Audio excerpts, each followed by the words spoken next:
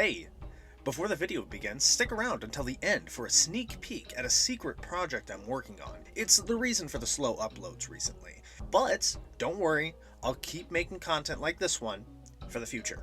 Now, if your local realtor is trying to sell you a new layer, you might be looking for certain things, right? You might want a nice view, maybe a good pond of lava nearby, maybe a stinky bog filled with the crumbling icons of humanity. You know, something realistic and cozy. But instead, they offer you a place that's perpetually dark. Neighbors who want to walk their giant spiders in all times of the day, and leave corpses out on the road without even picking them up. Beholders who behold your privacy. Lurkers and other nasties that, well, they wait around in the dark and try to tell you about your car's extended warranty. And fight you. You might be normal and hate this idea. But somehow, the realtor did convince somebody. It convinced the Deep Dragon that this place was its perfect home. Imagine the charisma needed for that. On today's TPK or Bust, the Deep Dragon takes center stage. And we decide once and for all, if this low CR dragon has what it takes to stand up to legends like the Bronze and Blue Dragon respectively. First up, the Deep Dragon has some impressive offensive skills to cover, and digging down into its legendary actions first, I need to tell you all about the ability to command spores. The commanding spores only takes one of its 3 legendary actions, releasing a cloud of spores on a creature nearby, forcing them to make a DC 16 Wisdom saving throw, or do one of the following in this order. It performs an attack as a reaction to the nearest random target within reach. If it cannot reach anyone, or if it has no reaction, it takes 5 average psychic damage. I cannot begin to explain the excitement that this brings to me as a dungeon master. Due to it being a legendary action, it can do this 3 times in a round, and it being a relatively high saving throw for its relatively low CR 11 makes this ability very, very potent on the people you want to actually be hitting with this. I think for new players, and more specifically new dungeon masters, grasping the idea that every action is valuable, including bonus actions and reactions, is a hard thing to master. Understanding that if you take away an action, whether that be the reaction, the bonus action, or the action, you're going to make a TPK happen that quick. Think about it. Using this on a fighter before diving into melee combat guarantees no opportunity attacks. And heck, let's say they make the saving throw. You have this on cooldown 3 times a round. It's so easy and cheap to use, you can spam it and play much, much safer, opening up positions to pounce and run. That's not even taking into account the ability to take away spells like Shield and Counterspell from wizards, forcing them to make the save or be helpless until the start of their next turn. This is an offensive tool that makes the Deep Dragon punch way harder in its weight class than the CR might suggest. For the next legendary action, you're looking at the classy tail attack, which, with a bit of a plot twist here, its tail attack has a chance to knock its target prone. And that is just sprinkles on top for this monster. I mean, wait, why don't all dragons have that? Wizards, what do you do? Why don't all dragons knock people prone with a tail attack? I mean, you could always just, home rule that yourself, dungeon masters at home, but, whatever. Its last legendary action costs 2 legendary action points, and allows the Deep Dragon to donate some more spores into the nearest orifice of a nearby player, gassing them out with a DC 16 Constitution saving throw. On a failure, they are poisoned for 1 minute, and take a very respectable 5d6 poison damage. This isn't as great as it looks on paper, since the target can just cleanse the poison at the end of each of their turns, and they take nothing if they succeed anyways. I might opt out of using this, unless you're trying to knock a player to 0, or trying to break concentration on an off turn. Outside of its legendary actions for offensive options, you're looking at a Claw Claw Bite combo of upwards of 37 points of average damage. That is a lot for a CR 11. Its tail option, once again, gets mentioned here, with the chance of knocking people prone with a whopping DC 17 strength check, pretty much guaranteeing that this on spellcasters and rogues who traditionally dump strength will always be knocked prone. In addition to the classic 15-foot reach, you could almost snipe players who are just cramped in the hallways of its lair and just trying to stay right out of reach. Oh, and the Deep Dragon isn't done quite yet. Its final and most flavorful ability is by far its unique breath attack, the Nightmare Breath. Not only does this breath attack have a crazy cool name, but with a cone of 60 foot and a DC 16 wisdom save attached to it, this attack forces through an average of 33 psychic damage on a failure. Alongside tagging players with the fear effect, it's a very powerful back pocket tool for the Deep Dragon. Unlike other dragons where I would recommend this as like the go-to burst option, this is sort of like a mix-up. You can hit multiple targets with it. Yes, that is a great option for burst, but with its ability to knock people prone and CC people very often, you may actually be enticed to just guarantee a finish or a kill with the Claw Bite combo when you have advantage on somebody being prone. You may actually do more damage with the chance of critical rather than almost taking the half all the time with successful saving throws. It may be up in the air for tactics' sake to determine whether or not you want the Bite Claw combo or you want the Breath attack, but either way, the Breath attack is easily a good tool to TPK a party who underestimate the dragon. Overall, the Deep Dragon's offensive category is just packed full of goodies, its CR just about being the lowest of many other adult dragons. Actually, considering the type of list that I'm doing here, where I'm talking about the main dragon families, I do believe it's the lowest CR rated on my list. And honestly, that's not really fine at all. This thing does not mess around. Its offense alone is mind-bogglingly good. Like, I could easily rate this dragon from 1 or even 2 CR higher than it actually is listed as. Personally, this thing does not mess around when push comes to shove. Its final offensive score is an unsurprising 9.7 out of 10. It has nearly everything it needs to do for anything it wants to do in combat. If you made the damage on the breath attack any higher, this would be an easy 10 out of 10 for this dragon. For the skills category, we slide right into the impressive stat distributions, settling in at 20 strength, 14 dexterity, 18 constitution, 16 intelligence, 16 wisdom, and 18 charisma. Firstly, that 14 dexterity is always a blessing on a dragon. It's going to be able to dodge many effects that snare its movement, and avoid some of that burst damage more often. Its high charisma will be discussed a bit more in the flavor segment, but with no stat lower than a 14, this dragon is looking to dominate 2 categories back to back. I will very quickly mention that with a 16 intelligence and a 16 wisdom, many of the traditional tactics and tricks that parties come up with, such as battle formations, spell choices, and damage type preferences, may already be accounted for before the fight even begins. I would keep a special eye on the party, mark down certain traits or features, because this dragon has the intelligence and the wisdom to exploit that knowledge. You could play the dragon well into its advantages, dismissing reckless action without proper provocation, without much worry of it fitting the theme of the dragon. Similar to its chromatic cousins, the Deep Dragon doesn't get spells on the sheet presented. But remember, any dragon can be a spellcaster if you wish. Spells I might recommend are spells from the Druid and Ranger spell list, like Plant Growth and Darkness. They fit the Underdark theme very well, alongside some things like Stinking Cloud, and maybe even something funny like Fireball. You can always surprise people. And it's hilarious. Its lair is tunnels and tight passages, ways leading between a few slightly bigger rooms, where it may roost or gather its hoard of secrets and slivers of information. Its greatest strength lies with its perfect movement options. With an 80 fly speed, 40 swim speed, 30 burrow speed, and a 40 walk speed, no location is out of reach, no place is safe to hide. And with its natural 120 feet of dark vision, and a passive perception of 17, it is very unlikely you are going to be able to hide from this dragon for very long, if at all. Like other dragons in this series, I stress the importance of multiple movement types.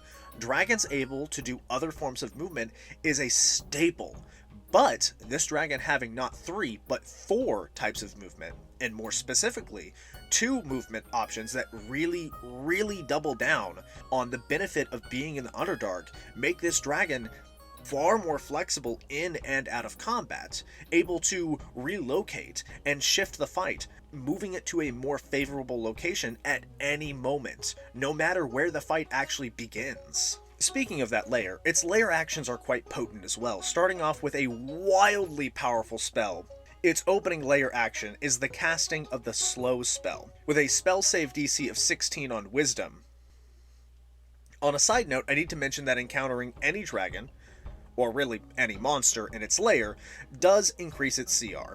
But I don't really account for those in these videos because, again, I'm not really sure when you're going to throw these at your parties or where they're going to encounter them. I just sort of like to include the lair actions because these are very popular. Going back into it, Slow is one of those spells that can easily make a combat unwinnable with one failed saving throw at the wrong time.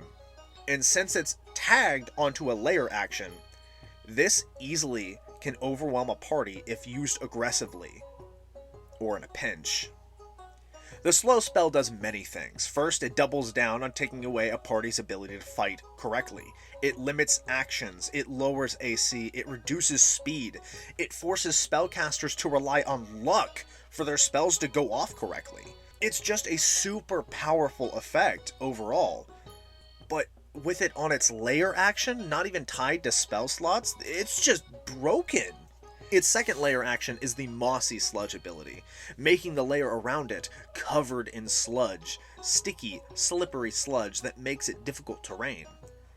Just thinking about this alongside its tail attack tripping players, and furthermore, players who have their reactions taken, or players who have finally just got out of the powerful Slow effect, or even worse, have just got through fear or poison, makes this ability so much more wonderful. The more and more I read, the more I realize this dragon is a menace. I'm thinking to myself, like, Wizards, what are you doing? What did you make?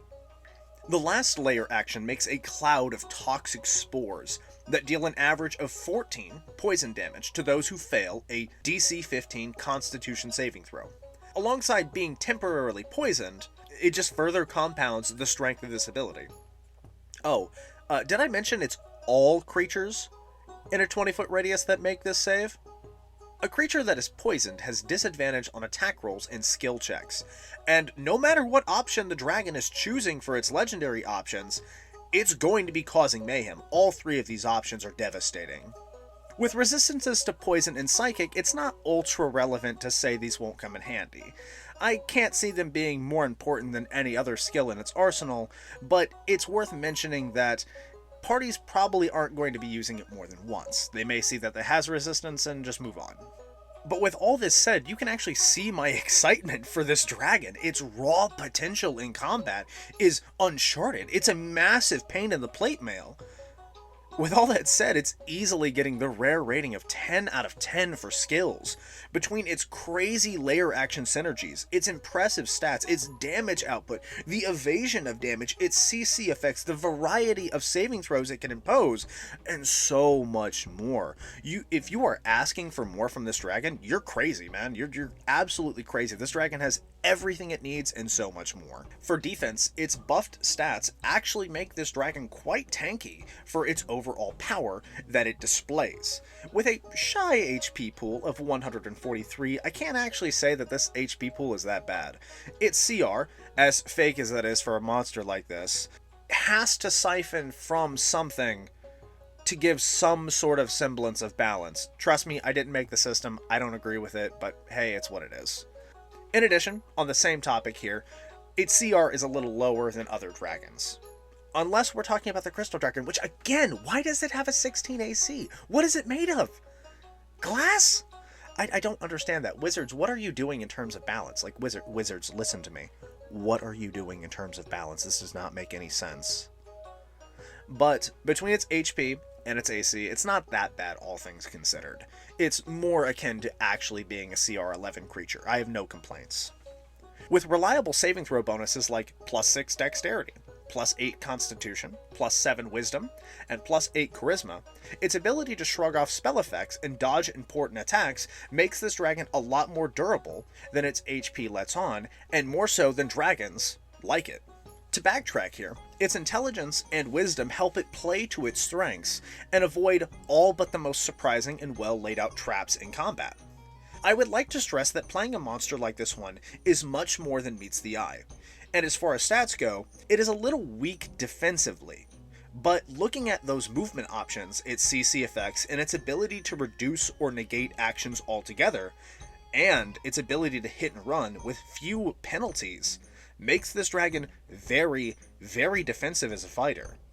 It's able to take that HP pool and make it much, much bigger by just avoiding the damage it would have taken outright. For defense, the Deep Dragon is easily getting an 8.4 out of 10. I would actually argue that a 9 might be fair if I didn't have to worry about a relevant resistance, or more so, the lack of a relevant immunity. It's not to say that Poison and Psychic aren't powerful in their own right, but the odds are that players are relying on burst damage from many other sources, and they may use Poison or Psychic as an additive for their burst damage rather than the primary source of the damage. An example here is like the Rogue using Sneak Attack and having their weapon be poisoned. The main damage is coming from the slashing and the piercing, not actually the poison. Lastly is the flavor, and this dragon, as much as I love it, does actually have more to give. Its personality is that of a scholar. It learns secrets and knowledge from far and wide, hoarding them, preferring social manipulation to getting their own claws dirty. They look down on creatures that aren't useful to them, but they crave knowledge that they don't have, making them an interesting enemy for players, because on the one hand, as discussed, a Deep Dragon using all of its skills in combat is absolutely terrifying. But, on the other hand, its more diplomatic nature may hold it back completely. It may even outright preventing it from slugging it out with parties, or doing the killing blow on parties smart enough to poke its Achilles heel. By baiting it with a super useful secret, it may actually just leave you alive. Now, it may do something drastic to get that information, but at least it's not trying to kill you. This makes characters, and more so, players at your table, who take notes and remember things about your games, the bane of these dragons. Speaking of, shout out to the players who actually take notes during campaigns. I love you guys so much. You are, well, thank you so much. You have no idea how much it means to like a dungeon master like me to take notes at the party, because I know that everybody gets like caught up in everything and they want to like, you know, they want to actually be in the game, but like taking notes is a big deal. It helps everyone at the table remember what happened when there's like a hiatus. So keep up the good work. Thank you again. If there is one thing that the Deep Dragons may have that holds it back, it really is its true interest in knowledge and not violence. And thank the gods for that, because the Underdark is already scary enough without dragons like this one flying around and killing anything in sight. For flavor, I'm giving the Deep Dragon a very cozy score of 7.0 out of 10. And it's a wonderful change of pace. It's an interesting tool for a dungeon master to break into this dragon and see how many options, both in dialogue and events, are available to you. With all of that said, and the categories rated, the Deep Dragon earns a final combined score of 8.8, landing it in the highest spot of certified TPK of all of the dragons I've ranked so far. To be honest, before making this video, I believed this dragon would be around a 7, but after doing some reading and realizing its full potential, this is one dragon I never want to see angry, even if I'm higher level. For those of you who stuck around to the video the whole time, I want to thank you. You know, your comments, your likes, your supports, and even just your watch time means a lot to me. It helps my channel grow and actually flourish. As for the secret that I promised at the beginning of the video, the project that I'm working on involves voice acting in some way. And if you want another clue, go ahead and check out my other video, the Goofing Around in Masters and Overwatch video. That also has a clue to what I'm working on. Thank you for watching. Appreciate your support, as usual. And make sure to stay safe in the Underdark. There is a lot of monsters down there. A lot. And don't buy real estate from the Underdark. Don't do it. Don't do it. Don't let them convince you. It's terrible down there. Terrible resale value. Terrible.